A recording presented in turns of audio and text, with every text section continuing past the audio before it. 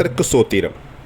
இன்றைய வேதவசனம் யோவான் எழுதின சுவிசேஷம் 11ஆம் அதிகாரம் 40ஆம் வசனம். இயேசு அவளை நோக்கி, நீ விசுவாசித்தால் தேவனுடைய மகிமையை காண்பாய் என்று நான் உனக்கு சொல்லவில்லையா என்றார். ஆமென்.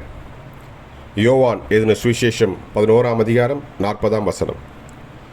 இயேசு அவளை நோக்கி, நீ விசுவாசித்தால் தேவனுடைய மகிமையை காண்பாய் என்று நான் உனக்கு சொல்லவில்லையா என்றார். ஆமென். யோவான் 11:40. கர்த்தர் உங்களை ஆசீர்வதிப்பாராக, உங்களோடு கூட இருப்பாராக. ஆமென்.